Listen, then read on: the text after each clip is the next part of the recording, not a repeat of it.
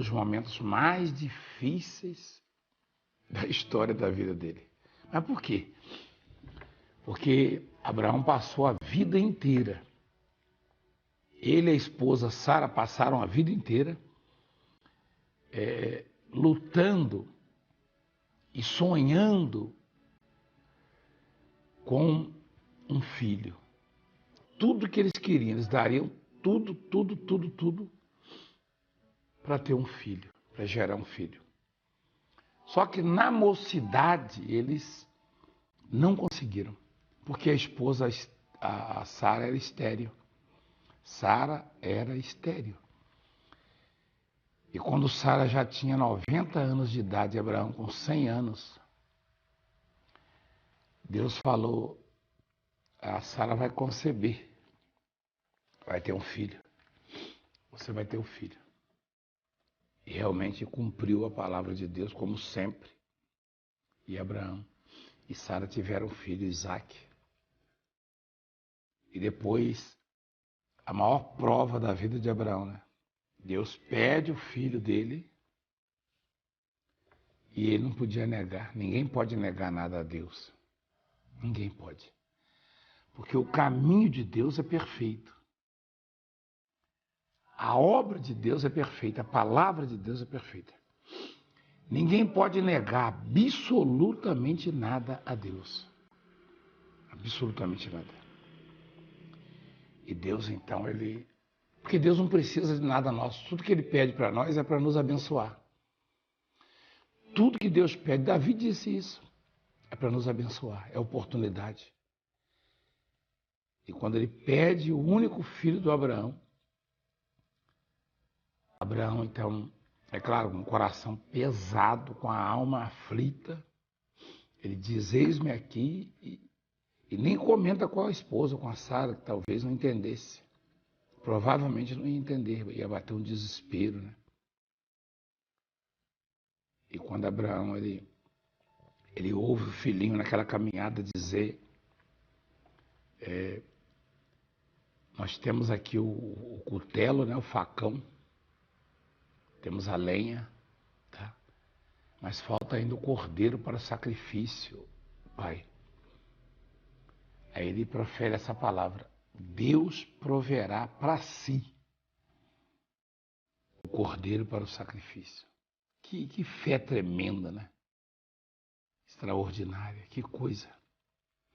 Sabe que eu e você às vezes passamos por desertos, por lutas, por situações adversas que exigem o máximo de nós e às vezes não correspondemos. Né? De repente você está numa fase muito difícil, o pensamento que vem é desistir, esmorecer. Isso ocorre com bispos, pastores, pregadores, profetas também, com todo mundo. Então a receita, né? O caminho é não desistir. Porque Deus não erra, Deus é perfeito. E não é que Deus proveu mesmo o cordeiro? Quando Abraão ia sacrificar o filho para Deus, Deus falou, não faça isso, não toque no rapaz.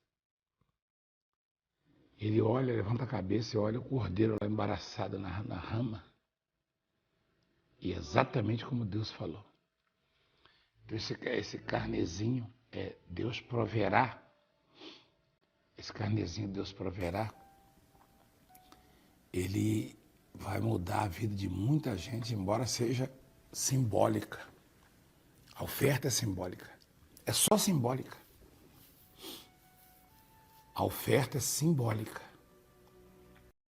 Então, você vai tomar posse desse carnezinho. É R$50 apenas a oferta. Todo mês, R$50. É simbólica. E vai lhe abençoar muitíssimo. Muitíssimo. E vai abençoar a obra de Deus, tá bom? Domingo, então, estaremos com todos vocês na imposição de mãos, na mega imposição de mãos. A palavra de hoje está em Mateus capítulo 4. E fala de deserto também. Só que do mestre, né? Do Senhor Jesus. Às vezes a impressão que que se tem é que o cristão, o crente fervoroso, que busca a Deus, não está sujeito a deserto, pois está. Mateus capítulo 4 diz assim, a tentação de Jesus. Então foi conduzido Jesus pelo Espírito ao deserto, para ser tentado pelo diabo. E tendo jejuado 40 dias e 40 noites, depois teve fome. E chegando-se a ele o tentador, disse, se tu és filho de Deus, manda que essas pedras se transformem em pães. Ele, porém, respondendo, disse, está escrito, olha só, está escrito, nem só de pão viverá o homem, mas de toda palavra que procede da boca de Deus. Então o diabo transportou a cidade santa e o colocou sobre o pináculo do templo e disse, se tu és filho de Deus, lança-te daqui abaixo, porque está escrito, aos seus anjos dará ordens a teu respeito e tomar-te-ão nas mãos para nunca tropeçares em alguma pedra. Disse-lhe Jesus, também está escrito, não tentarás o Senhor teu Deus. Novamente transportou o diabo a um monte muito alto e mostrou-lhe todos os reinos do mundo e a glória deles. E disse-lhe, tudo isso te darei se prostrado me adorares. Então Jesus disse-lhe, vai-te, Satanás, porque está escrito, ao Senhor teu Deus adorarás e só a ele servirás. Então o diabo o deixou, e eis que chegaram os anjos e o serviram. Olha que coisa didática, né? Extraordinária, maravilhosa. Jesus, quando veio ao mundo, veio em carne e osso, como eu e você. Portanto, ele tinha as mesmas dores, estava sujeito, né? As mesmas dores e as mesmas paixões. Só que ele venceu absolutamente tudo, inclusive Satanás. Quando Jesus foi levado ao deserto, ele não foi levado pelo erro, pelo pecado ou um delito, não. Porque ele não os cometeu. Jesus não os cometeu, não errou, não pecou, não cometeu delito algum. Hoje, há duas maneiras de se chegar a um deserto. Cometendo pecados, erros, delitos, infrações, né? Ou pelo próprio Espírito Santo. Em alguma prova, em alguma situação que Deus permite em nossas vidas para que a nossa fé tenha valor, para que a nossa fé tenha importância diante de Deus, seja valiosa, provada, né? E aprovada. Jesus foi conduzido pelo Espírito, estava no meio do deserto, depois de 40 dias de jejum. 40 dias e 40 noites, portanto, estava debilitado fisicamente e certamente esgotado, né? A mente, que depende do físico. E o diabo, então, sugere uma dúvida a Jesus quando diz, se tu és filho de Deus, manda que essas pedras se transformem em pães.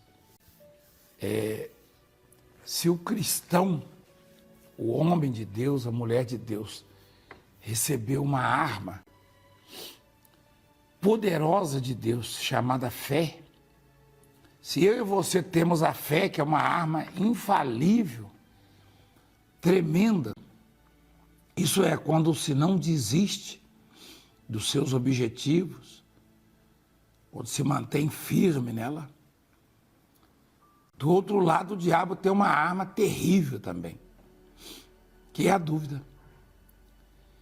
E toda vez que eu e você formos tentados ou que estivermos numa fase difícil ou num deserto, né, que é uma figura, né, de linguagem. Deserto significa aquela fase difícil, aquele momento difícil, onde as coisas dão errado, as tribulações vêm, as tristezas, as traições, enfim, a solidão, né? O desprezo, às vezes, portas que se fecham, e ali chama-se deserto. É aí que o diabo sugere a dúvida. E ele sugeriu a Jesus. Jesus estava em carne e osso. Ele disse: se tu és filho de Deus. Esse se tu és colocou Jesus a pensar, né? Afinal, se eu sou filho de Deus, por quê? Né? Lembra do Gideão? O anjo chegou e falou para Gideão: o Senhor é contigo, homem valente. Ele falou: se o Senhor é comigo, se o Senhor é conosco, por que não sobreveio tudo isso? Olha só, o Gideão. Então, quando o diabo diz a Jesus, ele pergunta, né? Ele sugere a dúvida e fala: se você é filho de Deus, por que você está passando por isso? Por que essa fome? Por que essa fraqueza? Por que esse deserto? Por que essa situação, se você é filho de Deus? Se é filho de Deus, né? Mas se você for observar, mesmo o diabo sugerindo a dúvida, como o diabo conhecia muito bem a Deus, e conhece, né? Como o diabo conhece a Deus muito bem, pois ele já foi anjo de luz, ele conhece a Deus melhor que eu, melhor que você. Satanás conhece a Deus melhor que você e melhor que eu. E quando Satanás diz assim, ó, se você é filho de Deus, manda que essas pedras se transformem em pães. Ao mesmo tempo que ele sugere a Jesus a dúvida, ele acaba revelando, não a Jesus, porque Jesus já sabia disso, sabe disso. Ele acaba deixando escapar que o Filho de Deus, que somos, ou que você é, eu e você somos filhos de Deus, né? Isso nos dá poder até para transformar pedras em pães. Você percebeu que o diabo, tentando sugerir a dúvida, ele conhecendo o Pai, ele deixou escapar que um filho de Deus, alguém que é filho de Deus, pode mudar situações terríveis através da palavra, através da fé. Ele falou assim com tanta naturalidade, né? Se você é filho de Deus, manda que essas pedras se transformem em pães. O que ele quis dizer com isso? Que um filho de Deus, ele tem poder. Ele tem poder. É claro que o poder não é para ser usado dessa forma, mas ele tem poder. Até para transformar pedras em pães. Olha que coisa interessante. Imagina então para reverter esse quadro, essa situação. Né?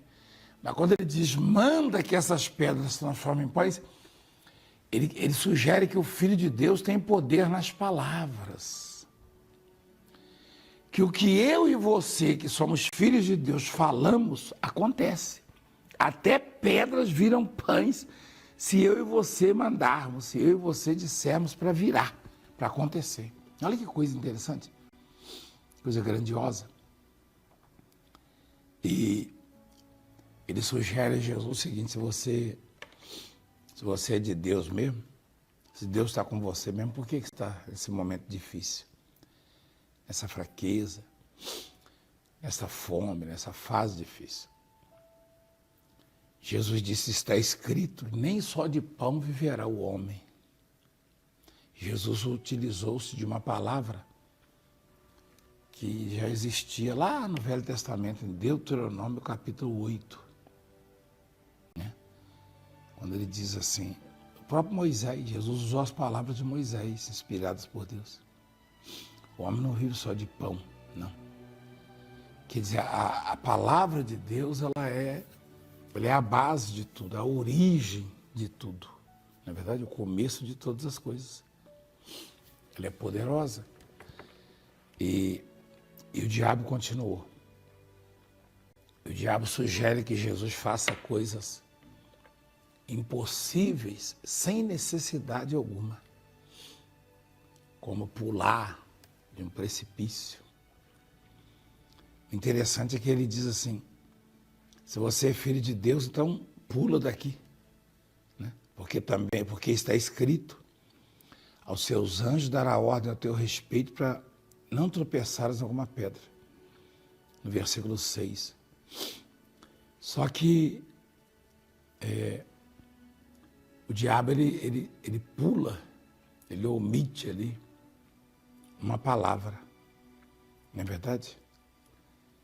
Porque essa palavra que o diabo usou, ela está no Salmo 91. Salmo 91, versículo 11. Você sabe quem escreveu o Salmo 91? Foi o Moisés também. O diabo, ele é o maior macaco de imitação que existe. Ele quer imitar Deus. Deus é perfeito em tudo. O diabo quer imitar Deus para confundir. Jesus utilizou-se de uma palavra proferida por Moisés. E o diabo, a mesma coisa, utilizou-se de uma palavra proferida por Moisés também, no Salmo 91. Versículo 11. Salmo 91, versículo 11. A palavra diz, aos seus anjos dará ordem a teu respeito para não tropeçar, para que te guardem em todos os seus caminhos. Se você observar, a palavra original, a palavra proferida por Moisés, ou seja, vinda de Deus para o coração de Moisés, diz assim: que os anjos guardem todos os caminhos, todos, inclusive no deserto. Se você está no deserto, Deus está guardando você. Se você está no oásis, se você está bem, Deus está guardando. Se você está aflito, se você está em perigo, se as portas se fecharam, se a dor está grande, se a luta está tremenda na sua vida, Deus está guardando. Deus vai dar o livramento, Ele está guardando. Então, quando Moisés disse que os anjos guardam, ele diz: guardem todos os caminhos. E aqui em Mateus, quando o diabo fala, pode pular, porque está escrito, né? Que os seus anjos vão te guardar, ó. Mas ele não diz em todos os caminhos, ó, né? Aos seus anjos dará ordens a teu respeito, tomar-te-ão nas mãos para que nunca tropece em alguma pedra, para não tropeçar em alguma pedra. Mas ele diz em todos os caminhos. Deus guarda em todos os caminhos. O diabo usou a palavra de Deus também, proferida por Moisés. E depois o diabo vem com uma mentira, uma ilusão. Ele leva Jesus em um lugar bem alto e fala assim, ele mostra a glória do mundo, né? O esplendor, ele mostra a beleza do mundo. E ele diz assim: tudo isso eu te darei. O diabo falou: se prostrado me adorares. Jesus disse: está escrito, ao teu Deus adorarás e só a ele prestarás culto.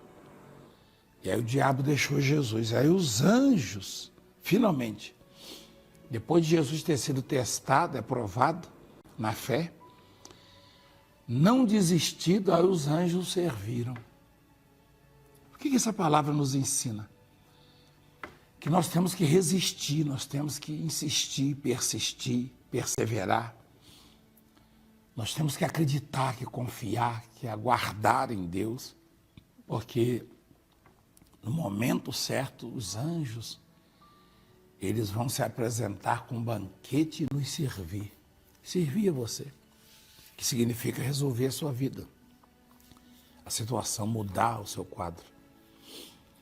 O interessante é que o diabo mentiu quando falou, tudo isso eu te darei. Ele não tem nada, o diabo não tem nada. Pelo contrário, o que está reservado para ele é o lago que arde com fogo e enxofre, o inferno, segunda morte. O diabo não tem mais solução, não tem mais salvação. Não. Não tem saída para ele. Ele não é dono de nada, Deus é dono de tudo. O Salmo 24 diz assim, ao Senhor pertence a terra e tudo que nela existe, tudo que nela se contém. A terra e tudo que existe nela é de Deus, pertence a Deus. Então o diabo não tem nada. Ele oferece às pessoas o que não é dele. É como roubar, né? É como praticar um estelionato, um roubo, uma falsidade. Né? É construir um castelo de areia. Não é seu, então não vai produzir qualidade de vida, alegria, felicidade. Você pode ver quem vive de vender drogas, de roubar, de assaltar, de passar os outros para trás, nunca está feliz, nunca está contente, nunca vai para frente. O estelionatário tira de mim, tira de você, tira do outro. Só que ele nunca vai ter nada. Ele vai perder tudo e ainda vai parar na cadeia. E não consegue dormir também. Ele vive o tormento. Não tem jeito. Você que passa as pessoas para trás, é desonesto, vive de falcatrua, você não vai para frente, não consegue. Você que tira o que não lhe é devido, você tira dos outros que não é seu, você não vai ser feliz nunca. Nunca vai ser feliz. Porque tudo pertence a Deus. E é em Deus que você tem que buscar. É nele que você tem que esperar, é nele que você tem que acreditar. É isso. Então Jesus foi servido no deserto pelos anjos. Por quê? Porque resistiu. Porque não cedeu às pressões de Satanás, às sugestões malignas, às ilusões do diabo. Não. Ele permaneceu firme. Amém? Vamos orar, vamos falar com Deus. Beba água também e seja abençoado.